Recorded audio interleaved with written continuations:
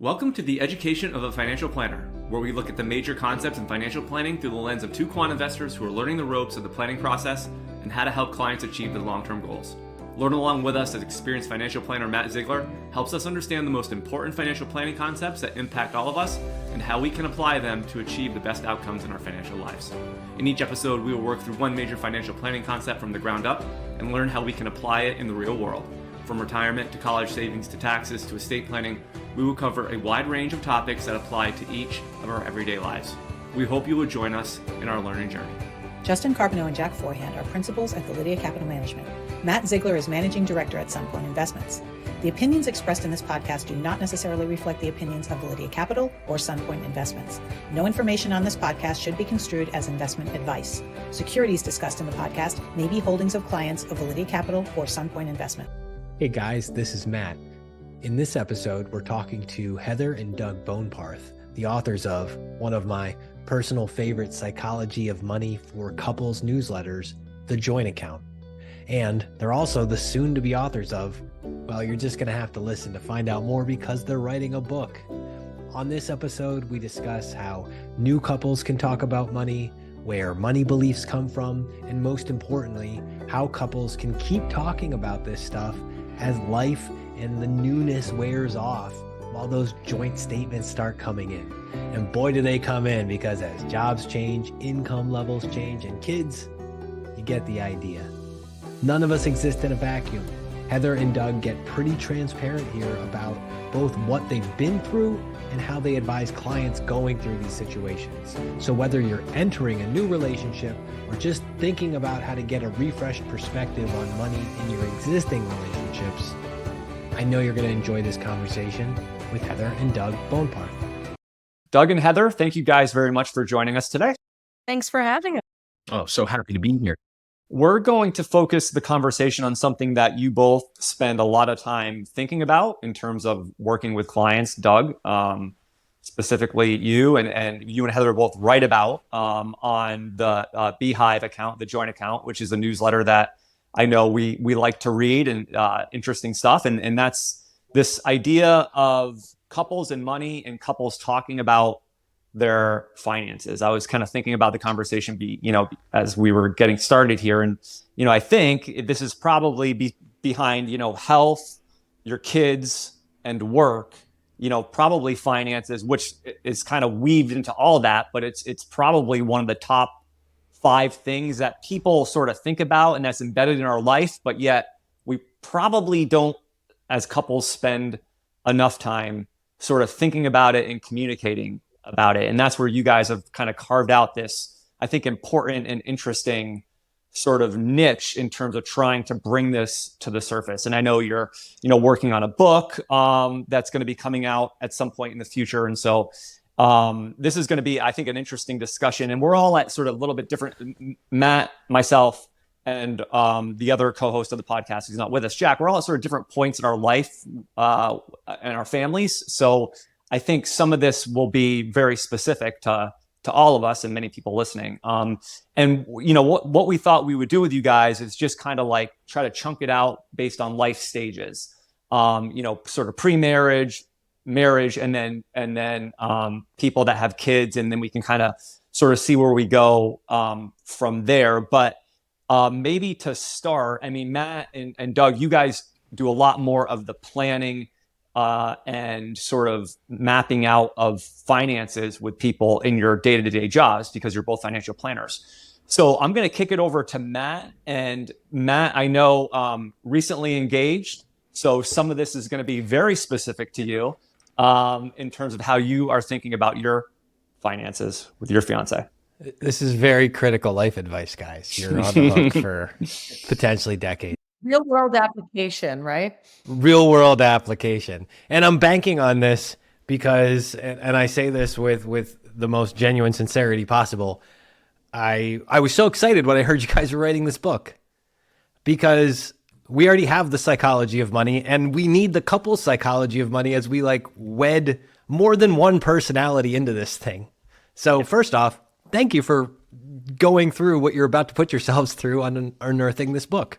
Yeah, thanks, Heather. We are so excited to tackle this topic. Yeah, You're welcome. We're so excited to tackle this topic. And I think the thing that really inspired us to do it, as you mentioned, would be our own life and our own relationship and kind of the ebbs and flows we've already been through. I mean, Doug and I met when we were 18 years old in college. And it's not that, it isn't that college sweetheart story that you'd imagine. It's, relationships have ebbs and flows. And there are times when one person has to support the other one more, and we go through struggles and we evolve as people, as individuals, and then together. And so, this book is going to be born from our own lived experience, but share so many other people's as well. So I'm going to start this off with everyone should subscribe to the newsletter. So the joint account, Beehive, please look it up, subscribe. I want to read this, and then we're, of course, going to blow everything up. So you said, and thanks for adding the 18-year-old wonderful college sweetheart story in there too. Almost a decade ago, two 28-year-olds with six figures of graduate student loan debt got married and started their joint lives together in New York City. We were at the beginning stages of our careers, each with our own fair share of false starts. Money was tight, lunches were packed, dinners were cheap most of the time, but Doug managed to convince me of something that no parent, career counselor, or mentor could, that we could be in control if we wanted to be. So start there for a second. Doug, I'm going to kick this one to you. Can you just comment on control if you wanted to be with money and couples' finances? Yeah, I think couples are not, a choice needs to be made. And that choice is, do you care about this? Do you care enough about your financial life? And do you care enough to understand that, if you do take control of this, you'll be far better off throughout life's journey than if you don't? And it's unfortunate that we're not equipped with the tools and the knowledge. We're lucky if our parents teach it to us. We're lucky if we learn it in school.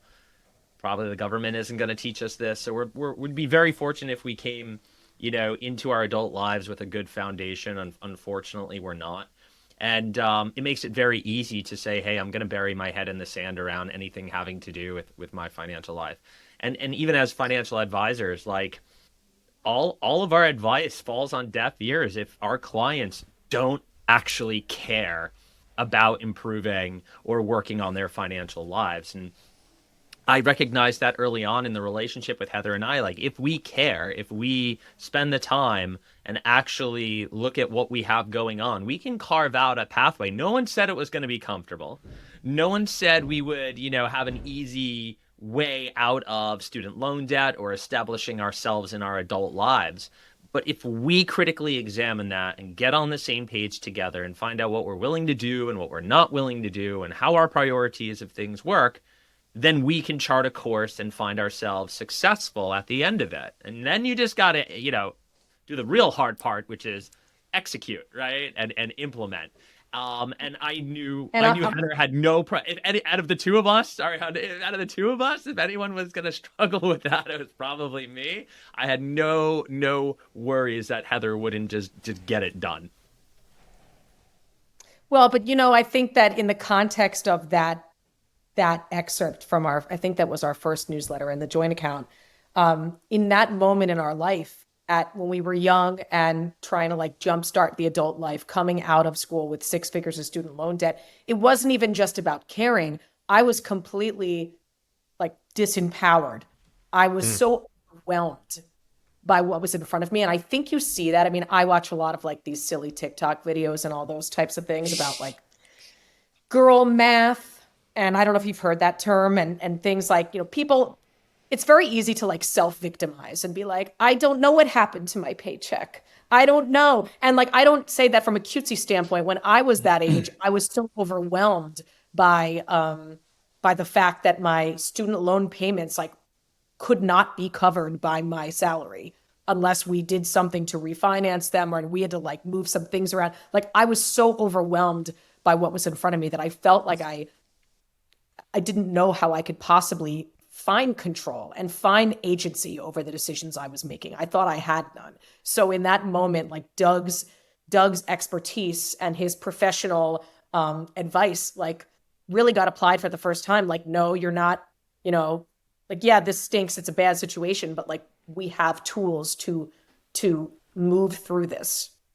So let's focus on that part for a second, and we're gonna kind of do this traditional chronologically in just exploring some of this. But I mean, we can bounce around a little bit too. I just think it's helpful because no matter where you are on this, if you're a couple months in front of a marriage or you're multiple years and kids and other things into a marriage, like this stuff applies. So take us back to that pre-marriage point for a second.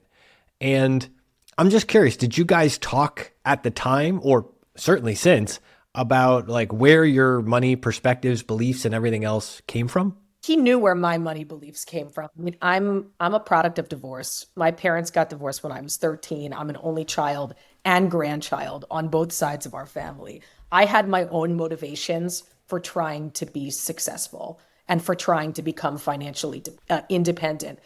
But my self-worth was directly commingled with my ability to succeed. And my feelings about money were completely like skewed and like a little bit toxic, like related to all of that. Like it was entirely emotionally driven. So he knew that. He was around. He was around for a long time. He knew that. Doug, Yeah. how about you? Yeah, no, you're man, we're on the same page there. So I did know where Heather was coming from. I'm by nature a fixer, so I would always just insert myself into whatever problem was going on to see if I could fix that. And hopefully that's an endearing quality. So I knew where she was coming from. She now today more than ever understands where I was coming from, which is probably more of the entrepreneurial angle, which means survival. Like in the early days of finding myself, leaving my father's practice to strike out on my own, October '08, New York City, terrible time to do this. And there's one objective: don't go home, survive. Like whatever you do, like there's no plan B. You have to make this work. Like Heather's student loan debt was probably the least that Heather's student loans and the macroeconomic environment seemed less of a problem to me than, and this might sound selfish, than what I was personally going to go up against, which was I need to stay here. Like I wanted to be with Heather. I wanted my life here. I wanted my practice and prove to mostly myself and a lot of other people that I could do that. I mean, it would have been an utter failure in my mind to be like, wow, like this didn't work out. Sorry, Heather. I have no idea how I'm getting back up here unless you want to join me with wherever we're going next. That is a very hard thing to communicate to someone who's not going through that as well. You could probably be compassionate or empathetic towards that. But now that we work together, which has been long overdue and a dream of ours for a very long time, how I've been able to see Heather click right into that. Oh, I get it. Oh, whether it's, wow, there's no structure to this day. You're talking to a corporate attorney who had deadlines, that needed to get done. So everything could be organized and compartmentalized, nice and neat because it had to be done. You can't mess with the courts. And when you're now working in, entrepreneur land, there, maybe you have some deadlines that you set them. You're the one setting them, right? You're given all this flexibility. Sky's the limit, no floor. And these dynamics she's owning very quickly here. But when you go back all those years ago, that would have been the very that would have been the dynamic that she had versus the one that I had. And we made those two things work for a very, very long time. And ultimately, that would break down to get us here. But the thing we shared in common, even though we were coming from different angles, and I think this is important because this is a theme that you'll see throughout our book someday, is that we both, the mindset was success at all costs. Both of us, but it was coming from there was a different reason that we each had for, like, we had different motivations and different drivers for it, but we both were like just relentless in trying to reach a type of success that we individually felt we needed to satisfy in order to feel like we were doing enough. So like we both, I mean, being around us was exhausting. Ask like anyone. But Dylan. I think that that's an important theme. And again, like that keeps coming up. Like you can, with your partner, have a different motivation for doing something, but you still come together with similar goals, right? Like we can have a different value system that drives our beliefs around money. But if you are operating with the same goal in mind, you can find a way to marry them together and make it work and be cohesive. Okay, Heather, on that, drill into this just a tiny bit more for me then. So the overlap between the individual goal and like the couple's goal, especially when it comes to ambitions and aspirations, like when does that start to merge in your mind, both for you and then if you were like giving advice to somebody else? I mean, I think that, I guess here, it's hard to say because I think you have to have those conversations early on. I think you kind of have to have an idea of what somebody's big picture aspirations are. But I think that you'd be naive to try and map all of those out before you get married and say, all right, here's how we're going to get there. Because we all know life doesn't work like that. You don't get to like say, all right, we want to in 12 years be at the point where I'm a partner at a law firm. Like life is not a straight line. You can't plan that way, but you can say, I imagine myself having an illustrious career. I don't see myself wanting to stay, at least like I don't see myself wanting to stay home and tap out of the workforce. You can have those conversations conceptually and be sure that you guys are on the same page. And then as you move through life, like they do get more concrete and you do have to start saying, okay, well, how can we actually implement that? And is it practical for us? I think that you have to be willing to also revisit the big picture goal, like as you hit different like real milestones in life. You get married, then you say, okay, we envisioned it this way. How are we going to implement today? And then you do that again and again and again. I love, and I have to read you one more quote because I loved it so much. You said, communicating with your partner about money isn't something you just win like a stuffed animal at the fair. And I think stuffed animal at the fair is my favorite. I have a lot of weird little, like I just realized I keep doing that, but no, but it's true. It's like, you can't like win. You don't like win you don't win money. Like with your spouse, I don't like win, you know what I mean? Like you can't like conquer it at one point in time and then consider it done. It's a fluid conversation. It requires constant work. Doug, pick up where she left off or segue for us. Connect this to the like career pathing and again, aspirations and ambitions.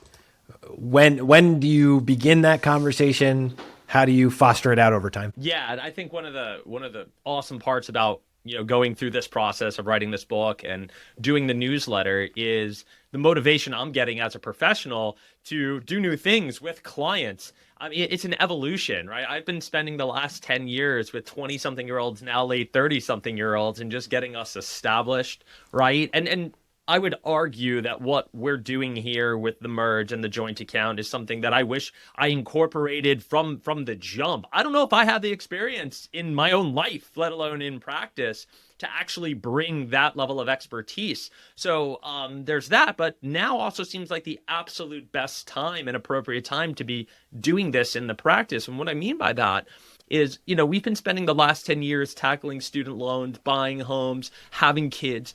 I would argue that from a practitioner standpoint, your 20s into your late 20s into your early 40s is the most dynamic time of life, period. Nothing comes close. And second is probably gearing up for or transitioning into retirement. And like, that's just a distant second to how dynamic our financial lives and lives are. So now that we've kind of completed, I guess, this first cycle of our adult lives for us geriatric millennials, or Heather hates that one. She prefers us seasoned or wise millennials, if you will.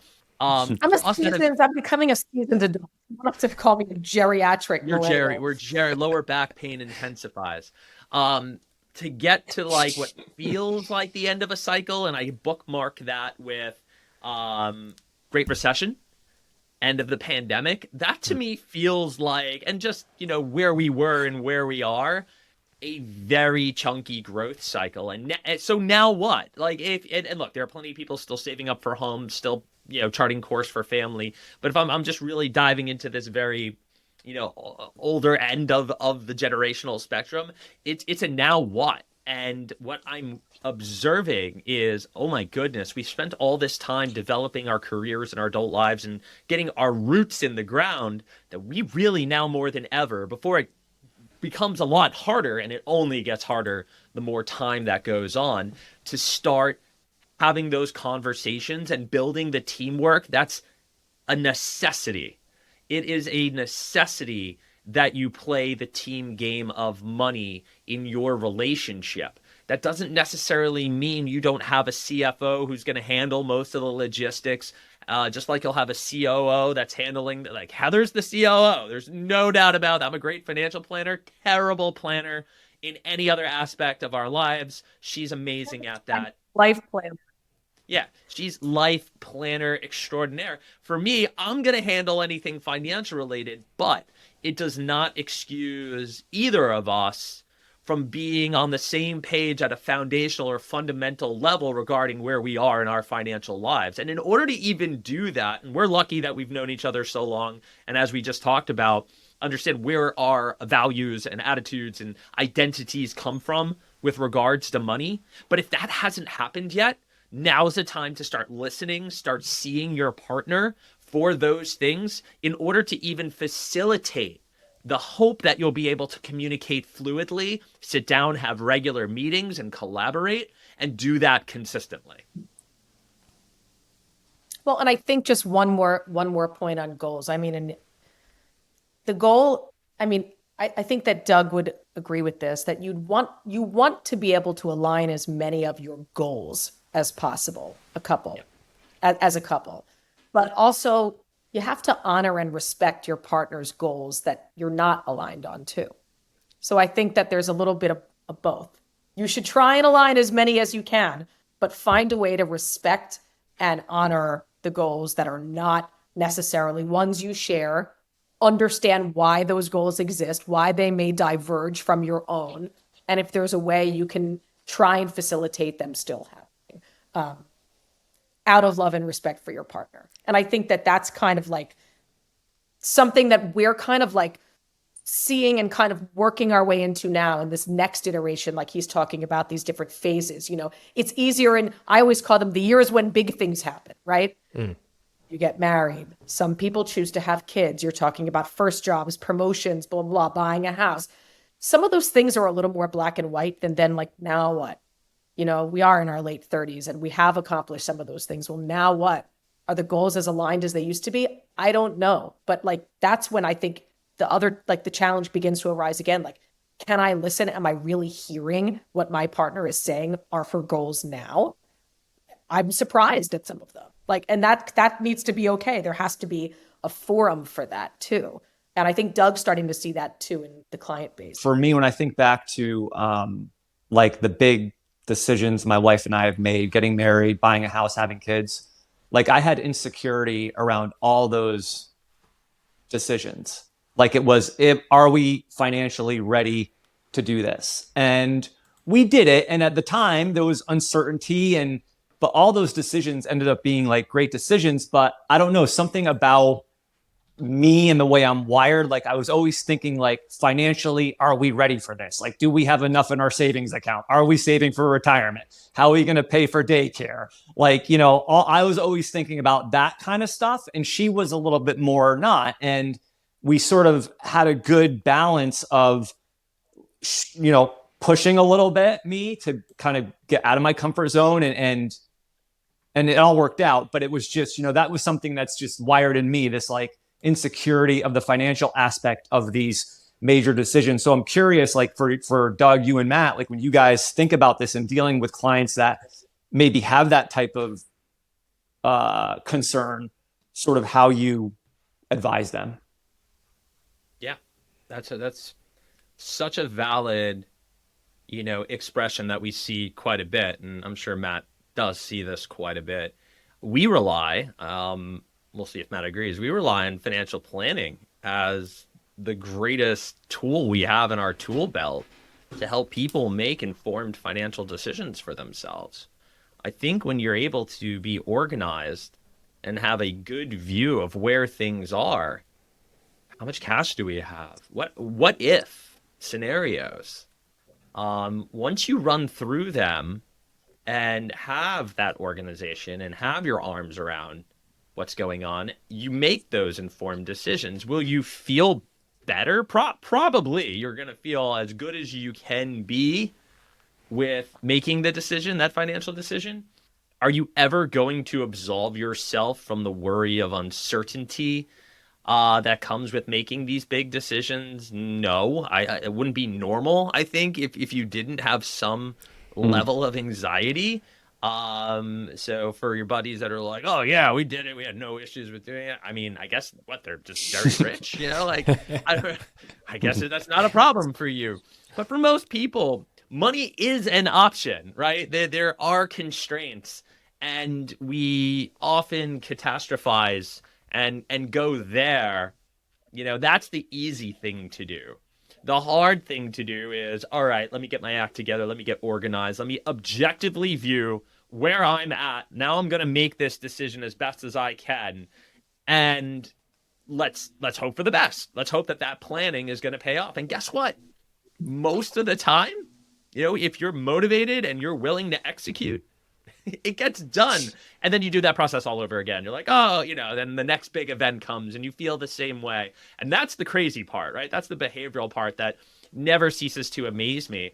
For all the wins and successes or movements forward in the right direction that Heather and I have had, the amount and even the planning that's gone into now us working together and to be able to afford that. So that's a really good example of where our last big decision was. It was have a kid, buy a home, have a kid, and then fast forward, things are going great. Boom, Heather's not going back to the city for work. She's going to join. Can we afford that? What if, I'll be like, well, what if there's a recession next year and the market gets dragged down? What if we can't get medical benefits? You do your research around these things, you plot it out, you look at the numbers, and you say, all right, do the pros outweigh the cons? They do. Let's move forward.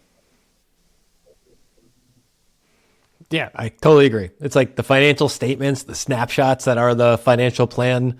My friend Niall always says, all plans should come with an expiration date. That should be the date of the meeting.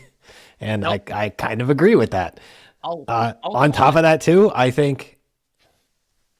Yeah, I'll call myself out a little bit. I'm sorry for cutting you off there because I was so eager to call myself out and criticize myself here. I'm really good at that.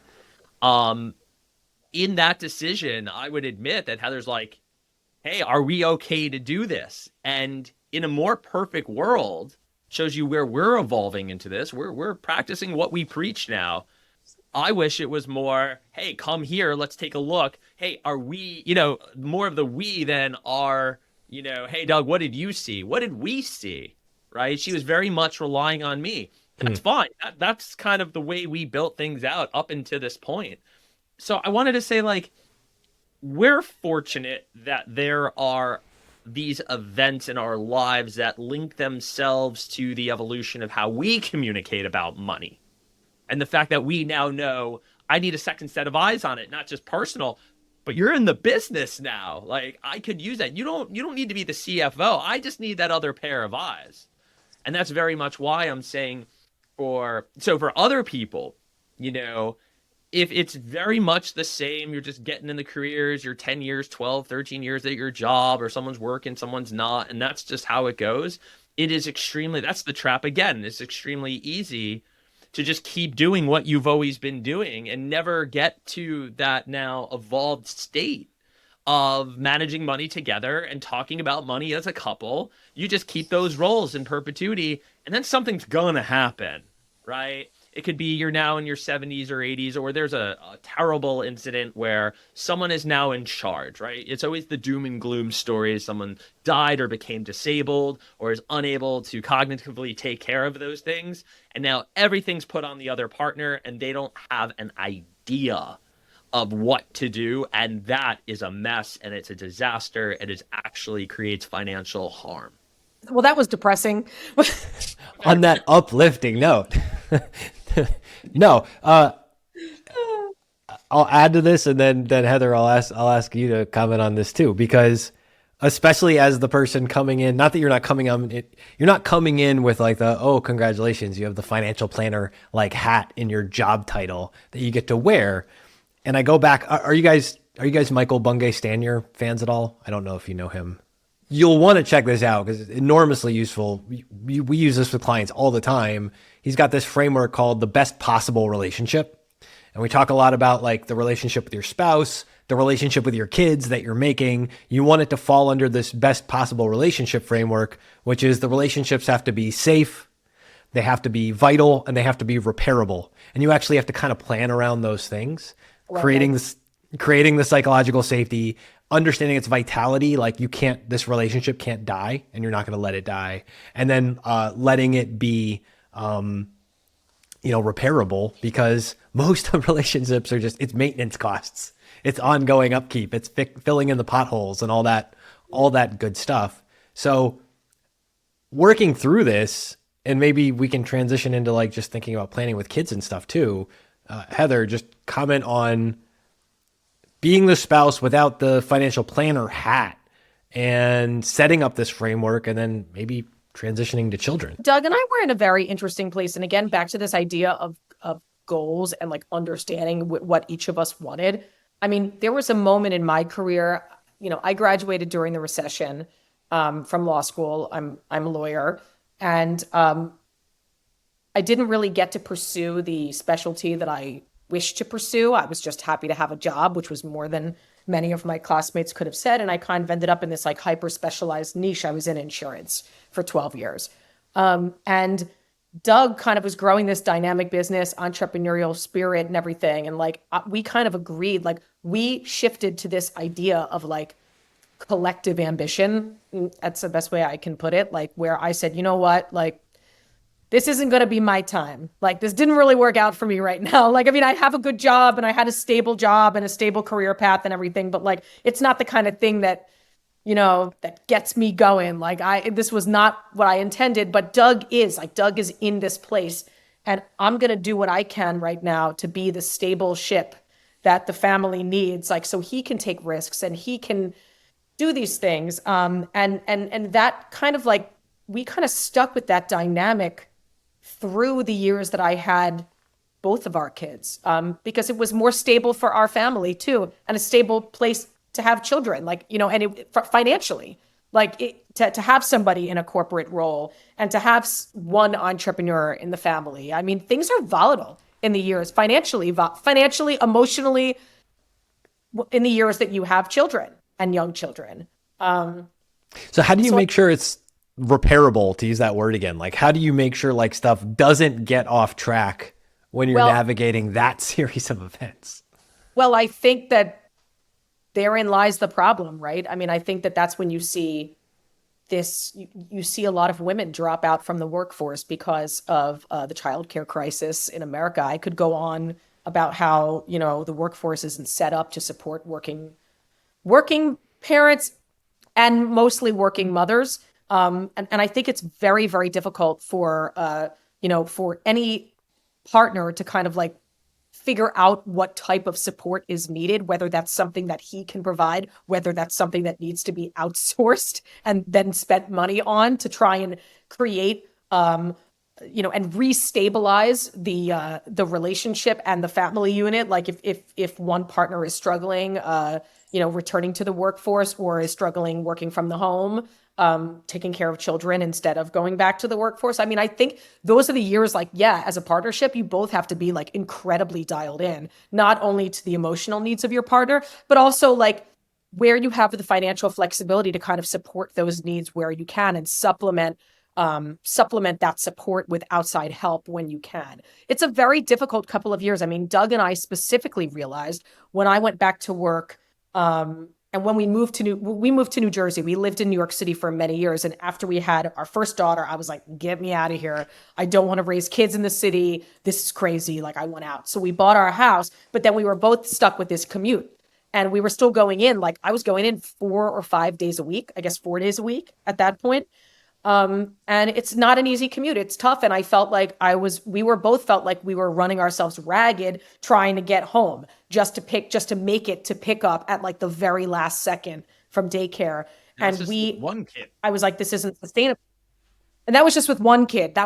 And so we realized early on that we needed some type of support a couple days a week to kind of like help us on the back end of the day, just like a after school babysitter 2 days a week, so that we knew we didn't have to rush and we could be at ease. It was worth the investment of that small amount of money. Like we were the first family we knew that was really trying to like not view this as black and white, but view it as like, what small amount of support do we need to help this family operate more successfully? And nobody feels like they're sacrificing everything to make that happen. And like Doug had more flexibility, obviously, in his schedule, but he knew that those days that like we could both stay late. Sometimes we could even go to dinner and enjoy each other's company. Wasn't that lovely? Like, so you find things that work for you and you just have to keep kind of like checking back in on them. I mean, there's definitely the years that you have to be the most attentive to those changes and how they're happening and really pay attention to what your partner not only is saying, but what you're observing from them. Doug, any comment on just like the review process? And I say that intentionally with the formality of the review process and our choice of profession here. But I'm not going to ask you to grade yourself on how you did in that period, but I am going to ask you to say like, any thoughts on just the cadence of that, or magic wand, a time machine, you go back and you redo it? He did a great job. He was a great dad. This is also like alternate universe rounders, just for the record. We have the career gambler and the whole I was always about taking advantage of the strengths that come with, if I'm going to be an entrepreneur and I'm going to have no rules or guide rails of how this goes, I'm also going to take advantage of that. And what I mean is like, hey, I had max flexibility. Like I could put a baby in the back seat, drive Heather to the train, do what I had to do in the morning. There was a lot of daddy daycare in both the city. I was Hazel's part-time nanny 3 days a week. I cherish that time. I truly do. But it was hard. And even when we moved and we were trying to figure out what would be a more permanent daycare solution, daddy daycare resumed. And again with Ruby, 3 years later, I really we had to pick our old daughter during the pandemic because she was a baby, and like you don't want a baby in daycare if we don't have to when they're 6 months old during COVID. Like that's crazy.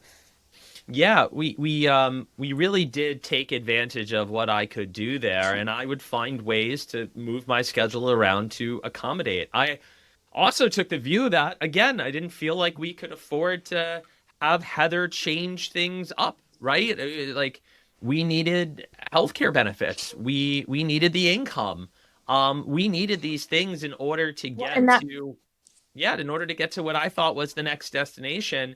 And I'm very fortunate she thought that destination was also where she wanted to be.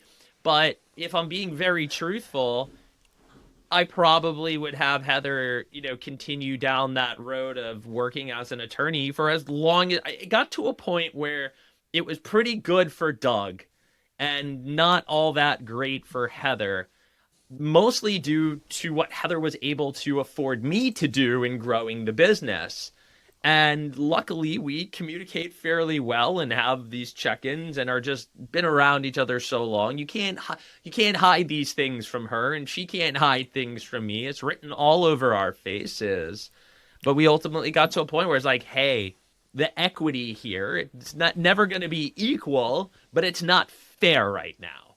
And that was a big driver to say. And that was the moment, right? Like we each were making sacrifices for the first 5 or 6 years of our children being in the picture, right? Like I made the sacrifice of holding down this like stable corporate job that really wasn't what I wanted it to be. My career wasn't really where I wanted it to be. He made the sacrifices of his time. There were times that he had to cancel client meetings and that he couldn't go to like develop business the way that he would have liked to, because in exchange for me working that corporate job that was not as flexible, he had to deal with the kids at times that was the trade-off that we made, and that really lived in delicate balance, but balance for a very long time until it didn't. And I think that that's kind of the moment that is the moment in which our forthcoming book is born from, right? The moment where the people who had it all figured out no longer did. And like, that's the point, like where I think everybody will reach that point. It's at some moment, and like your willingness to like navigate through that time and recognize that the power dynamic and equity in the situation that you've set up like is no longer balanced the way you thought it was, and to kind of be willing to have that like self-reckoning, like, oh, I totally do see that now the way that she sees it. And maybe I've got to get myself a little uncomfortable too again. That's powerful. The break and reset reality. Cause Doug, you brought up like the phases earlier, and that really makes me think of just like with planning and mapping stuff out in the future, like you're also just planning for stuff to break and go wrong, and how you point that back on track. So you actually would say that like the kids reaching a certain age with career and everything else, that was like a big collision that is now resulting in a book, but you needed that break. As advisors, I mean, do you think that like sometimes it's easy for you guys to view it as like, well, this on paper is financially successful, like the setup that they have is financially successful, but like without looking at the individuals, like, or do the individuals feel like it's successful for them, even if it's financially successful on paper? You know, like I think that that's a question too. But it goes back to what you said at the beginning, like success is how you define it, right? Like we have spreadsheet success, but that's not soul success. Right. Exactly. One point I was going to make, and I kind of use myself as an example here. It's like, and Doug, you kind of hit on this before, like a lot of times in relationships, you have one person that kind of takes the lead on the finances and the investments and things like that. And that's kind of how my wife and I are. I mean, I'm in the business, so I kind of do most of that. She knows generally what's going on, but she's not really that interested. But you know, in thinking about it, it's kind of like maybe like a group fitness thing. I'll try to relate it to that in the sense that some people need to go to a group fitness class or a trainer to work out. That's just what motivates them. And, you know, kind of, I could see with a financial planner, like if we used one, you know, it would be a meeting that would be set up. We'd review the investments. We reviewed the plan. And it would force this discussion probably more formally and with more discipline than is happening now, which is kind of like this loosey-goosey, like this is what's going on. If the account's up, it's great, you know. And so I don't know. It's just I could see sort of what you and Matt do, and how for couples it's probably very helpful because it's sort of almost forces this discussion. Force might not be the right word. I'm just using it that way, but it creates the, you know, a level of communication that's happening around finances that might not be happening otherwise. I have a comment. Sorry, I keep jumping in on you, Doug. As you should. That it's interesting that that concept of like CFO, COO came from this Wall Street Journal article that was very heavily circulated. And Doug and I it really got him and I thinking about that a lot. And I think that like having roles is okay, like having like your specialty is okay, but we view it as like the ELT still needs to come together for their quarterly meetings. Like you can't operate in a vacuum, right? So whatever motivates and incentivizes you guys to sit down for those meetings. I mean, like a corporation needs to have executive leader meetings for the overall health of the company. I mean, your relationship is no different. So just throwing another analogy in the pot there. I think that's all right. My fiance and I regularly discuss this as like, it's one part, like it's boardroom on one hand and it's Civil War triage on the other. And we're just trying to be in the middle. Yes. No one needs gangrene. Nobody needs to lose any limbs. But if it's like way too formal, that would suck too. Agreed. So I want you to time machine forward for a second. Like where's Back to the Future? How does this look? Like, how do you know if you succeeded through this phase? What are the financial and or non-financial measurements that you would take? You're 10 years in the future. How are you like, yes, we did it? Yeah, wow. There's a lot there that I think I want to take place. Let's go with non-financial success. I have a happy and healthy family. Everybody, from our daughters to our, respective in-laws, parents, um, God willing, they're with us. Why am I so morbid today? It's awful. I would think that that's the most I'm important. morbid every day. You're Dark. this is important. It's important for Yes, your morbidity to shine through on that's this. how I cope. Um, I think their happiness and health is my number one. So I now have what, an 18-year-old and a 14-and-a-half-year-old daughter. God help me. I just want to see them be happy. So that's my number one non-financial. Also, I want for Heather to feel accomplished and fulfilled. She has sacrificed so much for us to build what we currently have, and I know she's very proud of it. But I want her to look back and see so many personal wins that she no longer feels like she maybe missed a beat or has any regrets over all that she's gone through to get us here, because it is lopsided right now. I feel very successful. I can look at what I built and I can say, I didn't build this alone. Heather is equally as important and responsible for this, but I know she doesn't feel that way. And I want her to feel that way, not just together, but individually as well. I want her to see her own individual accomplishments reign true. On the financial side, But don't you think that that's the true from a big picture standpoint? If you meant for anyone, what does that look like? Happiness, no regrets. I think, to synthesize Doug's point. I think that's exactly the thing that needs to get across here, because I think people like earlier in the journey need to know that. Right. Like it literally comes back to that fundamental stuff. Right. Exactly. it's such an easy thing to say, but the underpinnings of that are so complex. Which brings us to the financial side, where a lot of that complexity actually comes in. You know, without getting into the numbers themselves, growth in the practice, that's probably at least, double to triple where it is over a 10-year period of time. I think that ushers in a concrete understanding of financial independence for me. Which is wild because there's this element of constantly moving the goalposts. I probably said something very similar 10 years ago, and I probably have crushed whatever, goal or metric I have set there. But you also don't know what you don't know. And that's a world where no kids existed and no responsibilities existed like we have today. And I don't think, and having gone through the real big things moments, we're not planning on having any more kids. We have a nice roof over our heads. That could be another goal on the financial front, but I wouldn't necessarily view that as the thing that dictates financial success. But if we're being candid, sure, upgrading the lifestyle that we have, without going so far overboard that we can't also enjoy a world where we see our ability to spend time however it is we want. And I won't kid anyone here to say, I love what I do. Do I want to be doing what I currently do today forever or into my 70s? No. In my 60s, not if I can avoid it. And if I do things right, that's the kind of financial success. That's what financial success will bring me. Not just comfort in my own life, but the ability to make choices and spend my time how I want. Well, and to synthesize that on the concrete side of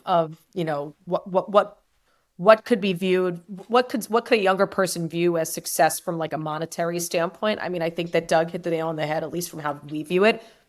Time, that money buys you time to make time to, like, it buys you the ability to spend your time the way that you choose, whether that's working, spending time with loved ones, traveling. Like, that's kind of how we view financial success, as flexibility and time. I think that's a beautiful thing. Now I have one more really important question before I let Justin summarize and take us out on this. Heather, this one's directed mainly at you because you wrote this, but you both get to weigh in on this too. Aside from religion, sports might provide the greatest sense of heritage and custom people may ever experience in their lives. Passion passes from generation to generation.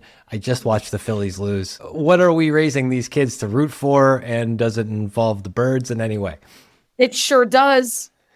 There is nothing that brings me greater joy. So I'm a Philadelphia sports fan. I'm a third generation Philadelphia sports fan. It's very, very important to my family. Eagles, yes. Flyers, for sure. Seeing my kids kind of like grow into a love of Philadelphia sports, like, and really like, for anyone to be able to see their child kind of like, I wouldn't call it a passion, but to kind of like, inherit that, inherit that sense of belonging to not like to something that you also felt, especially at that age, is like something you can't put a price on it. You can't really fully describe it. That's why like I could get choked up even thinking about it. Like I went to a World Series when I was young, and to think about bringing my daughter to a World Series, not this year, but maybe sometime, like there's no way to describe it. Like I think there's something about generation to generation that's just so meaningful. That's very important to me. I really hope maybe the Eagles will get it done this year. We'll have to wait another year for the Phillies. Doug, any ambitious words for sports and the kids? Yeah. So I grew up in South Florida, and wasn't easy being a Dolphins fan growing up in the post-Marino era. Isotoners, though. You had isotoners. Yeah, we had that. We had Ricky Williams for a year, which was exciting, and I think we coughed it up to the Chargers in the playoffs. That was disappointing. Wasn't a big professional sports fan. We had the Marlins. I was there for the inception of that team and won a couple World Series, and that was huge for South Florida sports. And then we got the Panthers, which also went to the Stanley Cup against the Avalanche. And I think when no one here. Most importantly, the Gators won many national championships when Doug and I were there, and now our kids say they're going to go there. There you go. You had to rob me of where this was going. That was very selfish of you, but nonetheless true. We both went to the University of Florida during the Tim Tebow era and those couple of titles on the basketball side. So we're very spoiled college sports fans, and this is an orange and blue household. I'll root for Philly, the Phillies and the Birds, considering, the Eagles beat the Dolphins just last week, not to put a timestamp on this one. So, I guess we're going Philly sports and Gators, but Gators above all else. Got to know your priorities. Exactly. Doug, Heather, thank you guys very much for joining us. This has been a fun, thoughtful discussion. We wish you the best of luck with the book. Our door will always be open to you guys for future conversations. So thanks again. We really enjoyed it. We can't wait. We'd love that. Thank you. Hi, guys. This is Justin again. Thanks so much for tuning into this episode. You can follow Jack on Twitter at @PracticalQuant. You can follow me on Twitter at JJCarbonneau, and follow Matt on Twitter at @CultishCreative. If you found this discussion interesting and valuable, please subscribe in either iTunes or on YouTube, or leave a review or a comment. Also, if you have any ideas for topics you'd like us to cover in the future, please email us at excessreturnspod@gmail.com. We would like this to be a listener-driven podcast and would appreciate any suggestions. Thank you.